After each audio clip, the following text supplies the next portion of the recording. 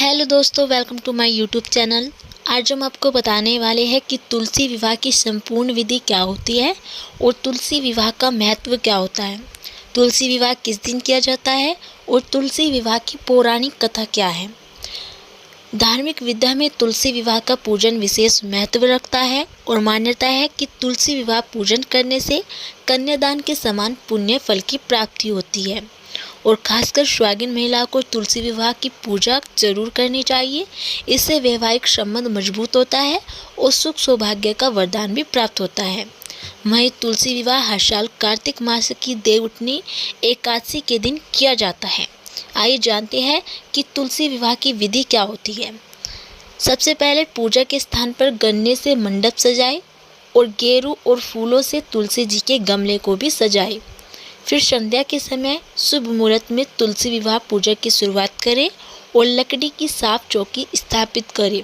उस पर गंगा जल छिड़क कर आसन बिछाए और फिर कलश में पवित्र जल भरे और आम के पत्ते लगाकर पूजा के स्थान पर स्थापित करें। फिर एक आसन पर तुलसी जी और दूसरे आसन पर शालिग्राम जी की प्रतिमा स्थापित करें। गंगा जल से तुलसी जी और शालिग्राम जी को स्नान कराएं।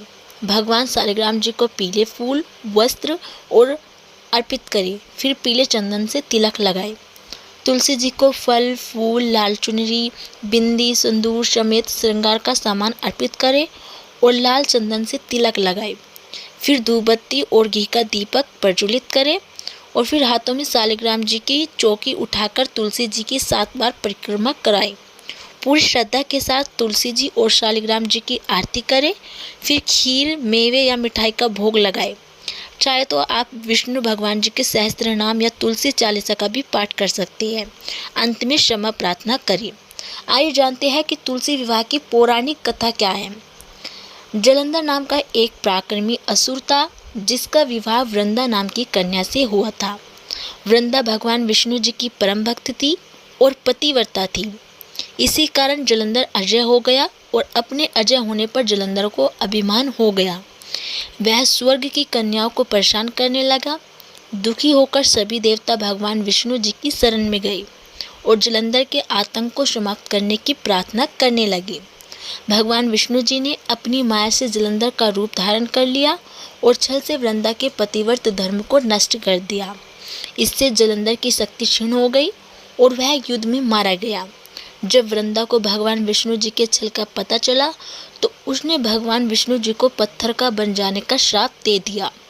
देवताओं की प्रार्थना पर वृंदा जी ने अपना श्राप वापस ले लिया, लेकिन भगवान विष्णु वृंदा के साथ हुए छल के कारण लज्जित थे। अतः वृंदा के श्राप को जीवित रखने के लिए उन्होंने अपना एक रूप पत्थर रूप में प्रकट किया जो शालिग्राम कहलाता है। भगवान विष्णु जी को दिया श्राप वापस लेने के बाद वृंदा जलंधर के साथ सती हो गई और वृंदा के राख से तुलसी का पौधा निकला। वृंदा की मर्यादा और पवित्रता को बनाए रखने के लिए देवताओं ने भगवान विष्णु जी के शालिग्राम रूप का विवाह तुलसी से कराया। इसी घटना को याद रखने के लिए प्रतिवर्ष कार्तिक मास के शुक्ल पक्ष की एकादशी तिथि यानी देव प्रबोधनी एकादशी तिथि के दिन तुलसी जी का विवाह शालिग्राम जी के साथ किया जाता है। शालिग्राम पत्थर गंडकी नदी से प्राप्त होता है और भगवान विष्णु जी ने वृंदा से कहा कि तुम अगले जन्म में तुलसी के रूप में प्रकट होगी और लक्ष्मी जी से भी अधिक मेरी प्रिय होगी।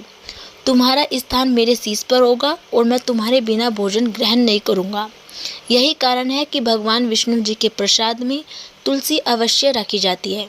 बिना तुलसी के अर्पित किए बिना भगवान विष्णु जी का प्रसाद भगवान विष्णु जी स्वीकार नहीं करते हैं। तो दोस्तों, अगर आपको हमारी जानकारी अच्छी लगी हो तो वीडियो को लाइक और चैनल को सब्सक्राइब करना ना भूलें।